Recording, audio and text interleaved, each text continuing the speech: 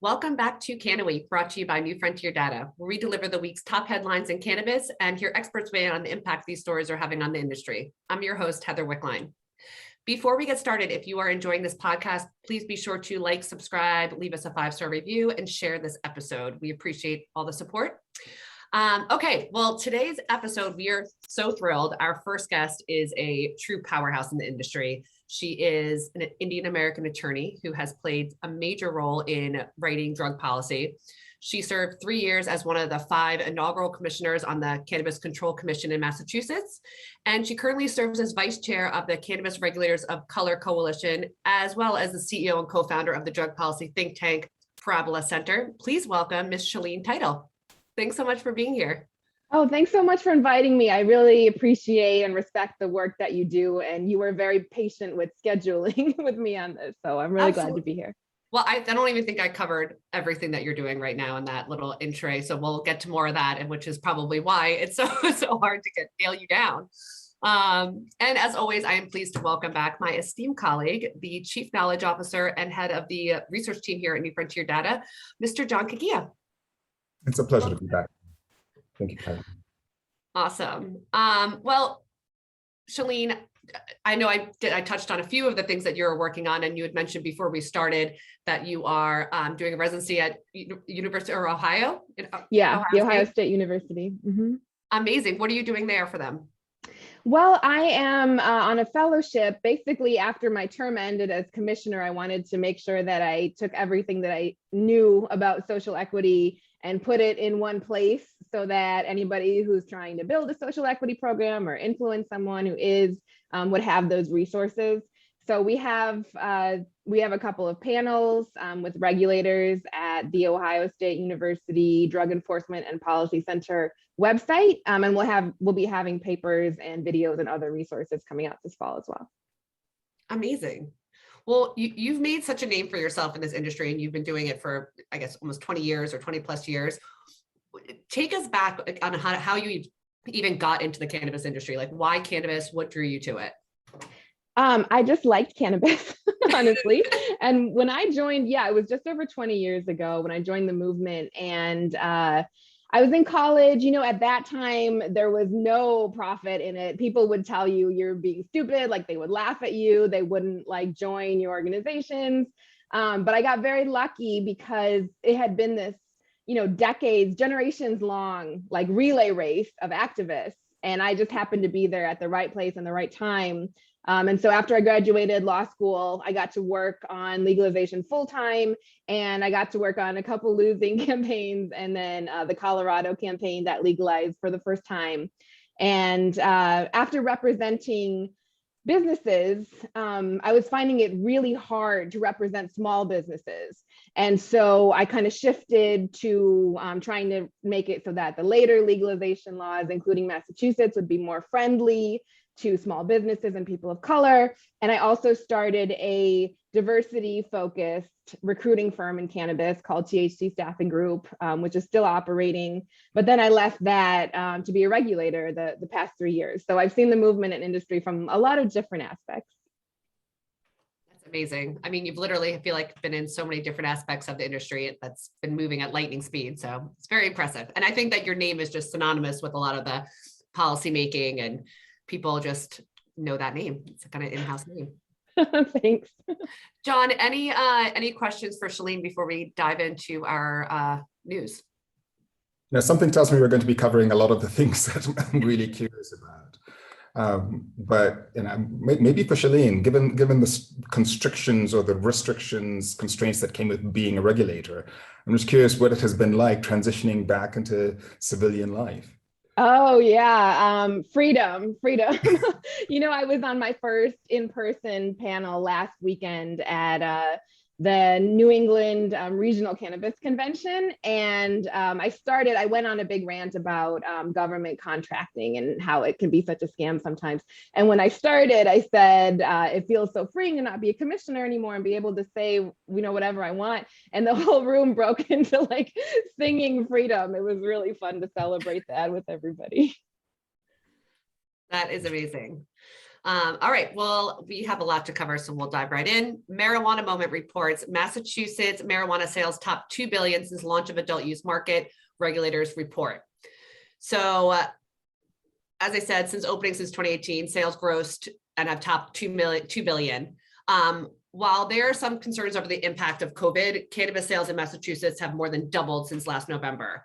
Shaleen, how would you describe the current state of Massachusetts in the Massachusetts cannabis industry?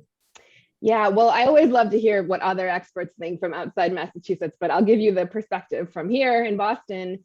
I think it's strong and it's thriving. It was purposely off to a slow, intentional start because we wanted to make sure that we did it right. And for a couple of reasons, I would personally not consider it mature yet. One is that I think the vast majority of people are still getting their cannabis on the underground market. But that is slowly and steadily changing. And I think that's the way to do it. You don't want to do it overnight.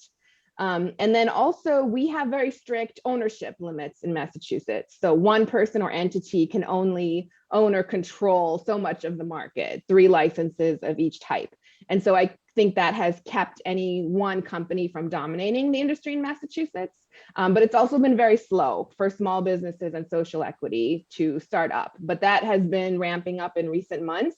And I really hope, in the coming year or two, we'll see a much more diverse industry that's much more friendly to small businesses.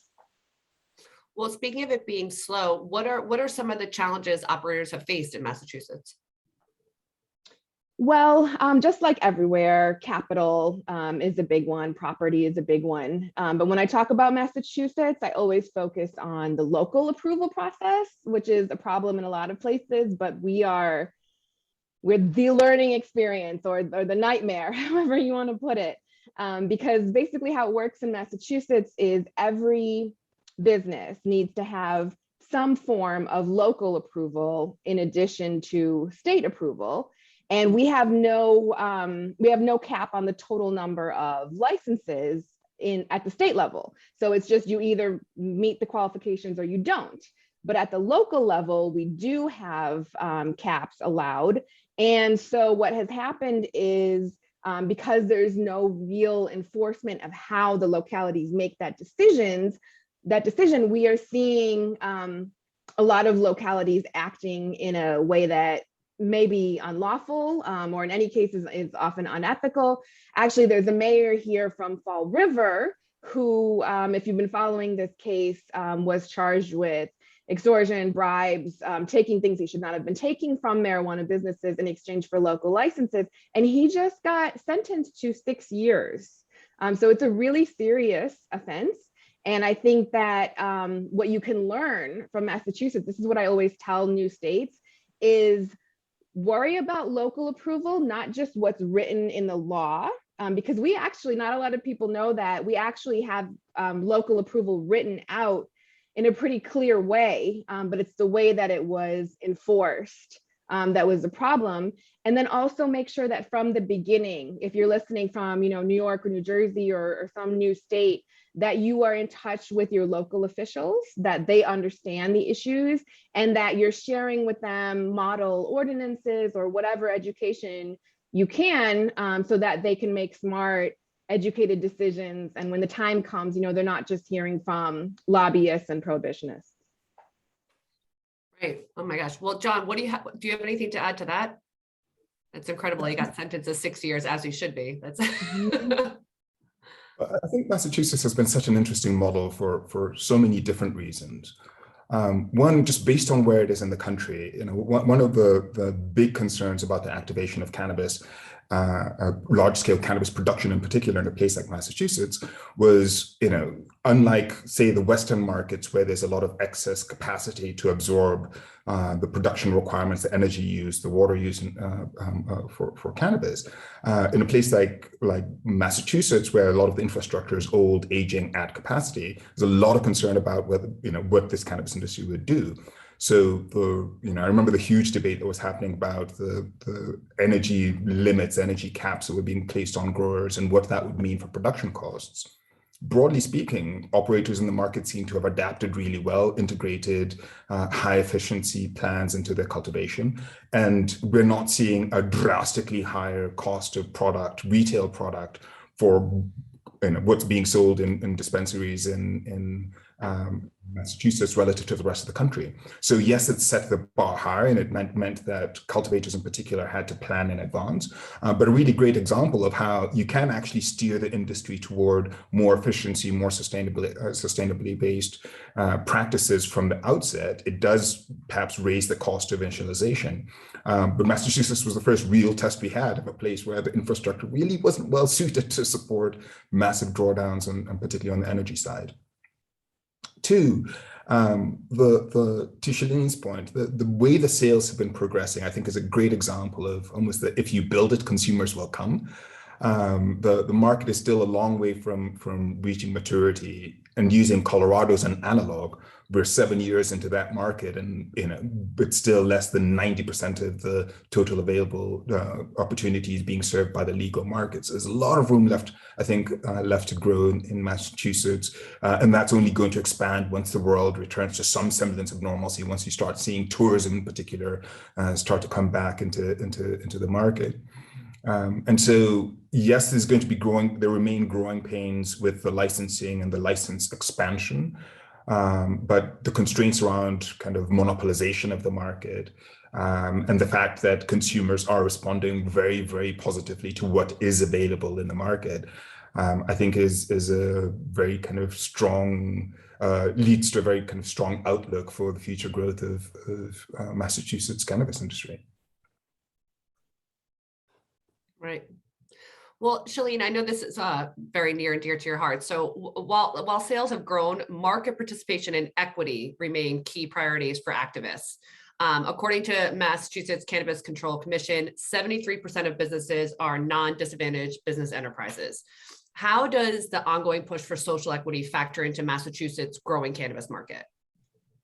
I think that we have gradually in Massachusetts implemented more and more drastic measures, which I would have liked to have done from the beginning.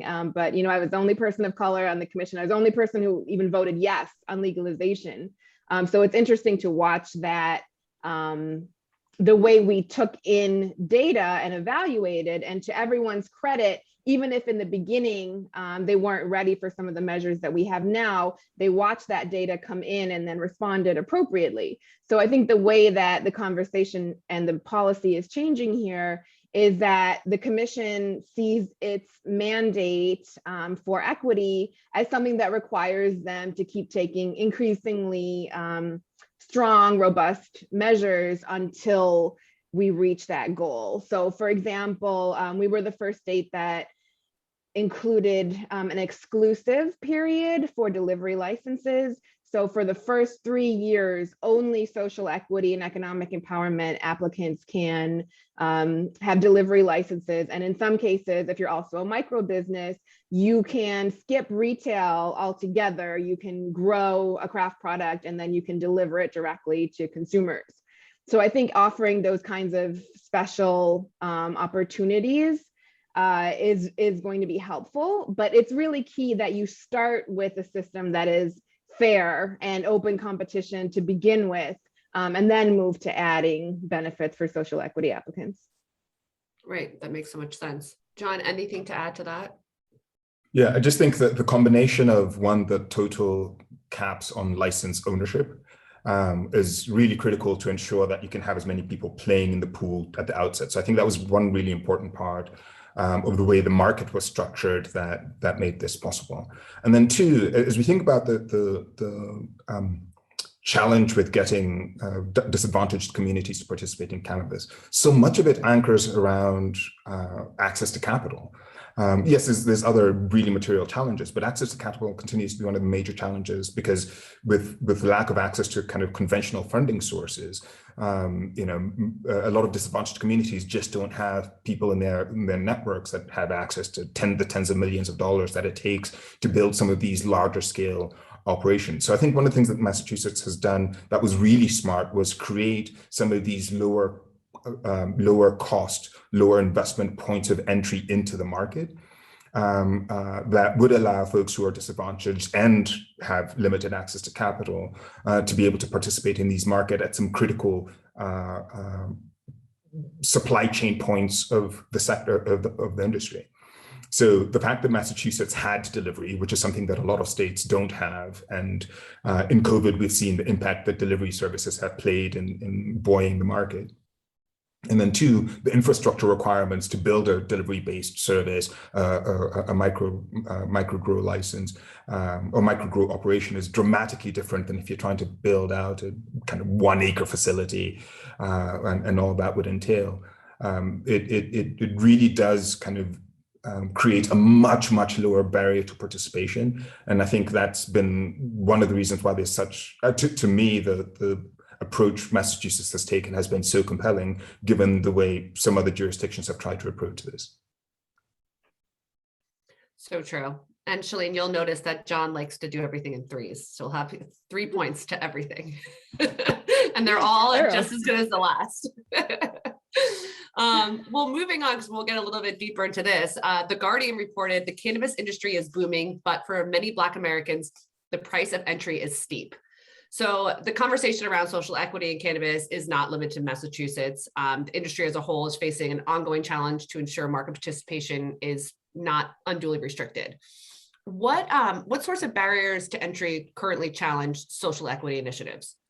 I know we touched on, obviously, banking, access to capital. Yeah. Well, first of all, this is really nice to talk to people who really appreciate what we've tried to do in Massachusetts, because I spent 3 years just being yelled at on this particular subject, and kind of rightfully so. So I've heard a lot about this question. And of course, access to capital is the first. And so I don't want to gloss over that. I think that it's so nice that newer states have now created grant funds and sources of capital, but we had to really operate without that because we don't have a very friendly governor or legislature to progress on this front. And so I think that we've developed some strategies that, when used in tandem with a loan and grant fund, could be really helpful.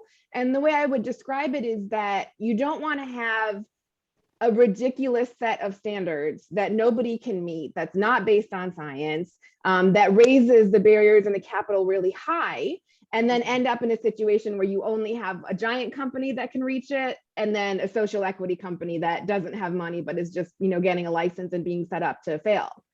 So for example, in Boston, just because it's where I am. We started out with a local approval process that was very opaque and transparent. And basically you would just have to hire the right lobbyist to get in and speak with the mayor to get a local approval. And so something like that, you can't solve that with capital. Is everyone just going to hire the same lobbyist and do this crazy song and dance? So we kind of hit the root of it by working with the Boston City Council to completely revamp that process, put in a new local board that evaluates everything transparently and acts equitably as well. And I think that reduces the capital cost. And I think that when you have, for example, 2 drivers in a car for delivery, that kind of requirement, which we have in Massachusetts, I pushed really heavily on that because I don't think that it's evidence-based, and it costs a lot for a delivery license. And that's the type of license that we're trying to keep, low cost. So I think that a combination of a grant fund, but then also making sure that your rules are fair, you're keeping small businesses in mind and you're basing them on science is a good combination.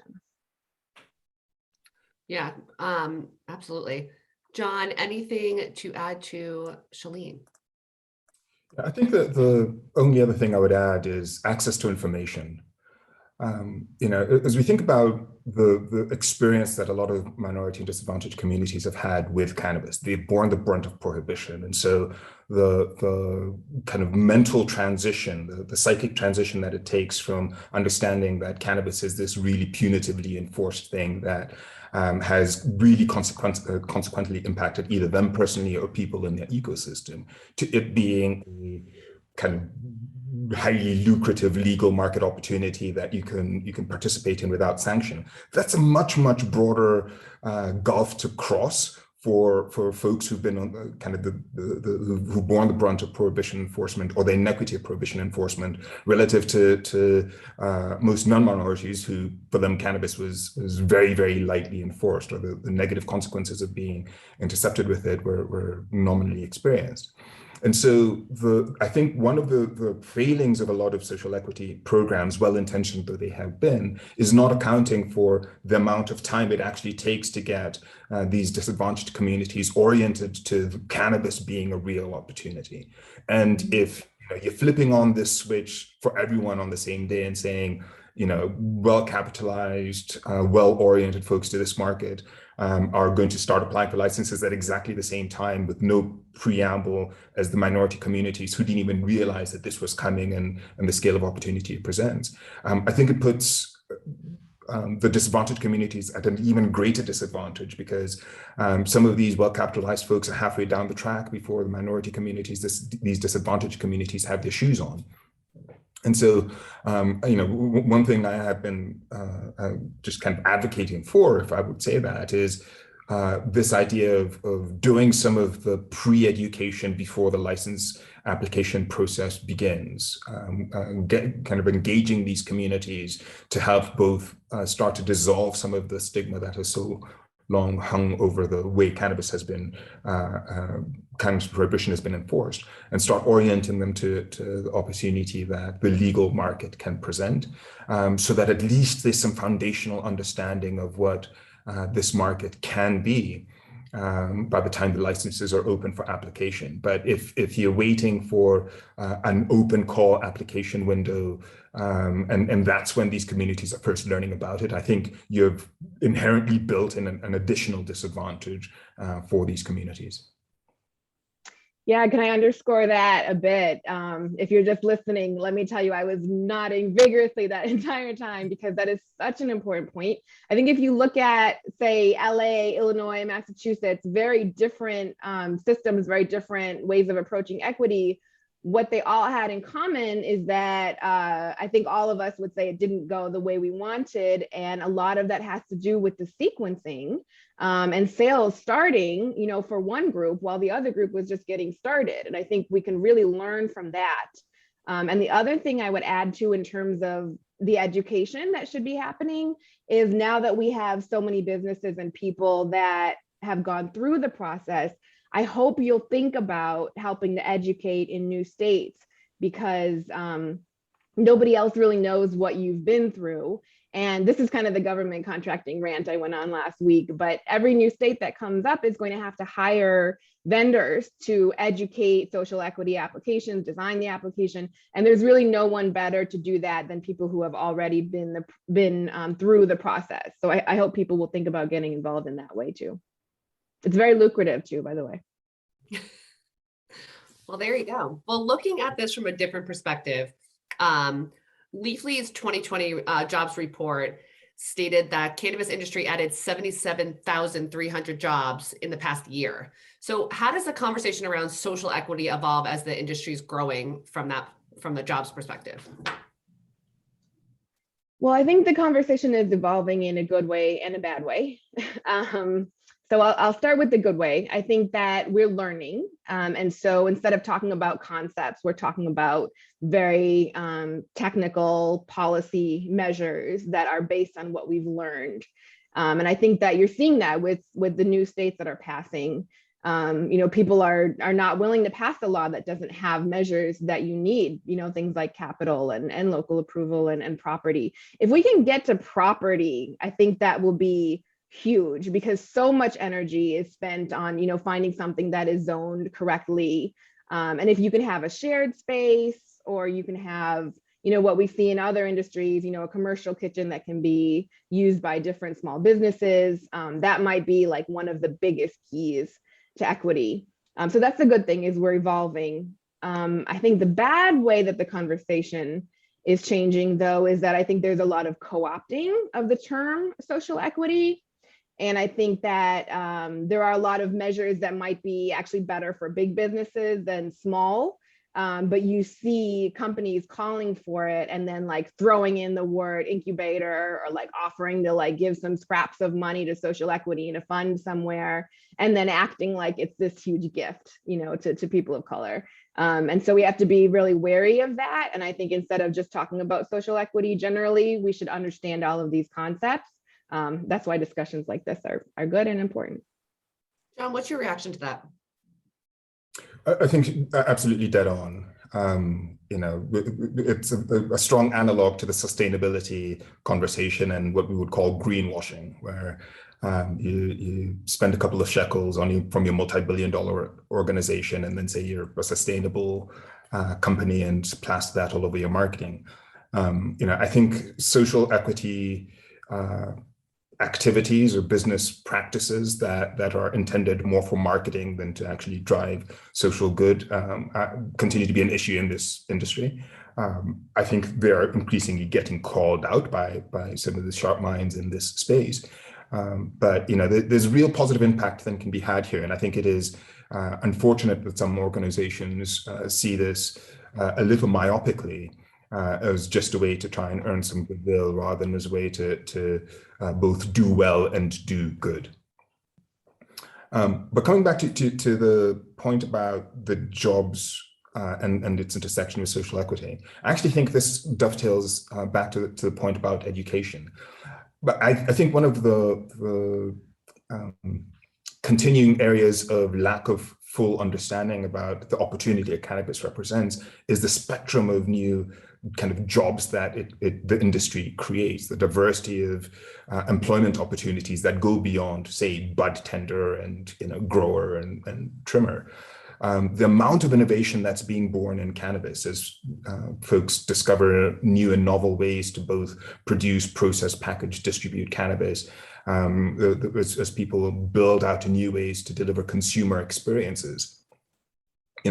I think there's a lot of uninformed stakeholders or uninformed observers of the market who continue to hew to the very monolithic, you're either a grower, a processor, a retailer, maybe a delivery service, and fail to acknowledge both the the increasingly diverse plant touching opportunities in the space, but all of the other ancillary parts of the market that are growing, in tandem to this space and present really lucrative opportunities. We really do need to continue to bring home this point that you don't need to have a cultivation license to pursue opportunities in this market. Just as there are tons of picks and shovels plays, non-plant touching opportunities, even within the plant touching arena, there's a growing, very rich diversity of opportunities that can employ a very, very diverse range of skill sets. And yes, in some markets, these are going to be relatively limited opportunities to begin with. But as a legal market, we barely scratch the tip of the iceberg of where this industry is growing. And these multi-sectoral opportunities are only going to continue to grow. Yeah, let me add to that from a policymaking perspective. The equity program in Massachusetts has 4 different tracks, and the entrepreneurship one is by far the most popular, but we also have entry level or re-entry level, and then CEO or an executive level or manager level training, and then ancillary business training as well. And I think that in combination with the fact that every business has to include a diversity plan and a community positive impact plan, it can set up this pipeline where you can start, in a job and then work your way up. And that part is really hard. If you look at the diversity statistics, the upper level in the org chart, the diversity is not good there at all. But if you can set something up in your company, and obviously there's so much you have to learn from scratch if you're in cannabis, but diversity is not one of them. Like, there's been so much work on diversity that's done, and you can learn how to implement a program where someone can move up in your company and then eventually start their own thing. Then by all means take the good PR, right? If you have that great impact, then tell everybody. It's a win-win. So true. Well, when it comes to social equity, where do you see the trajectory of the industry shifting over the next few years? A great question. So it feels very much like we're at a crossroads, right? Because we have all of this great progress on the equity front, and then I think in some of the newer states, we're about to see it hit the ground in reality. I hope that turns out really well.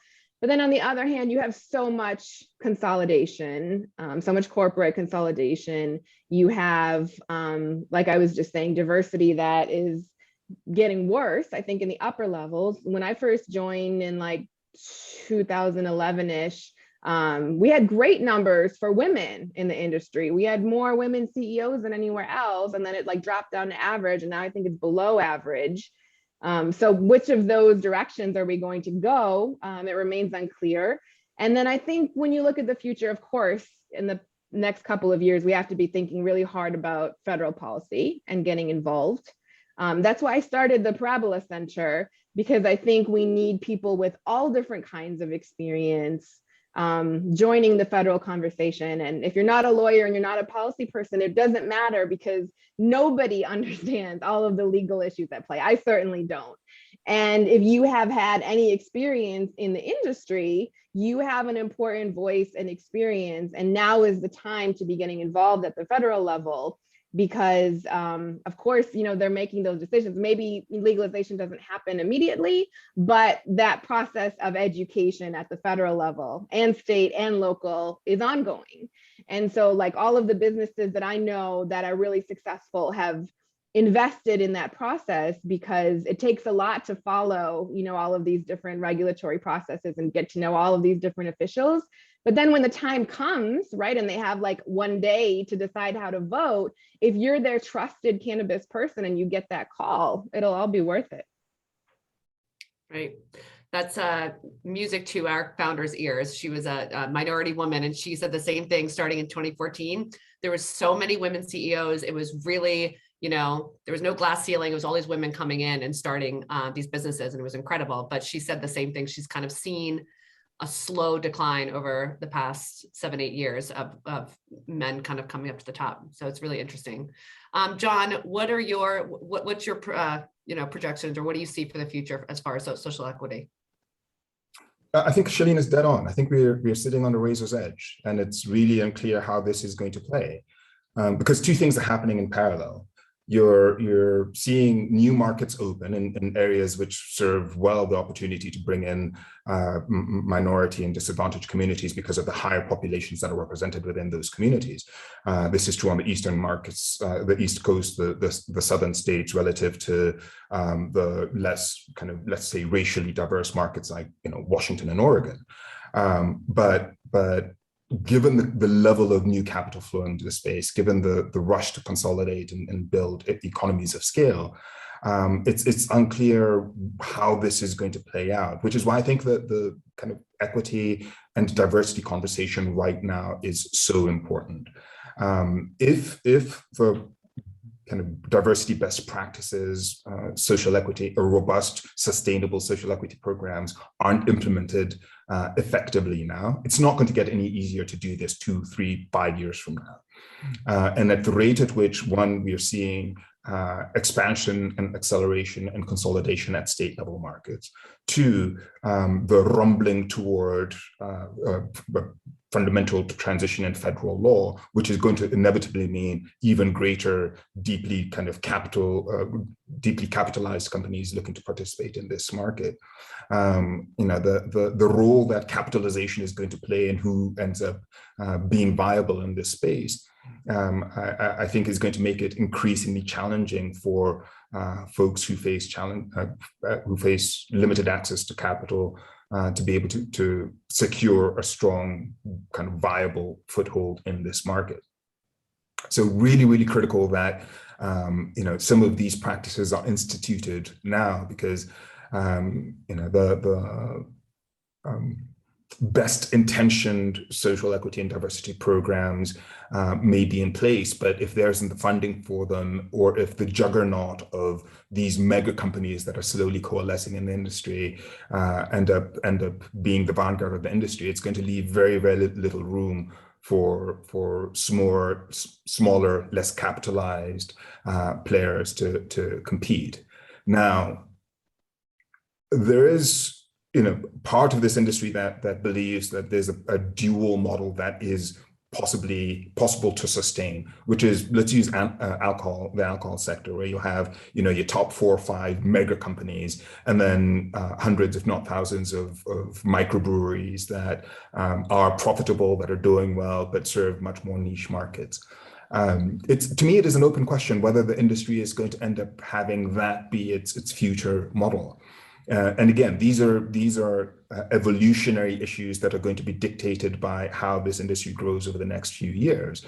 But if in this evolution, a robust framework for inclusion is not set in place, I'm fairly confident that 10 years from now, if we think the numbers of diversity are bad now, that I think they're only going to get progressively worse. So hopeful, but the industry does have a lot of work to do to ensure that these foundational structures grow with the industry. Well, hopefully the positive spin on that is that we are at a foundational level of like a building in this industry, and that the fact that we're having these conversations now is a positive note. It's amazing. Well, before we say goodbye, because we're almost out of time, Shaleen, we would like to offer our guest a little shout out to anybody in the industry that you think is doing great things or inspiring you, to give them little accolades on our podcast. She is not around anymore, but you guys know who Brownie Mary is? So she was a little old lady by the end who was giving brownies in the San Francisco Bay Area when it was still illegal to everyone who needed them, and primarily people with AIDS. And she was so outspoken, and she just didn't care at all about anything except helping those people. And when I get lazy or I get tired or I just want, other people to take care of it, I always think like we are the people who are now, entrusted with Brownie Mary's legacy, and is what I'm doing right now, making her proud, right? That's what I asked before big decisions. So she's the person that inspires me. I love that. Oh, wow. Well, thank you so much. Go ahead, John. When I was last in San Francisco in May, I actually got to meet some people who had spent a lot of time with her. And, even as, at this point, I've been in this space 6.5, 7 years, I found those stories so powerful. It's amazing how, as this industry has commercialized, you start to lose touch with the vanguard, the people who really made all of this possible. And, much like Mother Teresa, it took a diminutive, iron-willed woman who refused to save the status quo and chose to save lives. So it's a powerful story. It's a very, very powerful story. Remarkable woman. Yeah, we can't let that get lost to history. I love it. All right. Well, thank you so much, Shaleen and John, for spending your afternoon with us. And thank you to our listeners for joining us at CannaWeek. Again, please be sure to like, subscribe, hit the notification bell, and leave us a 5-star review. And please check out our latest report on the global cannabis industry by visiting newfrontierdata.com/global-cannabis. I'm your host, Heather Wickline, and I will see you next time.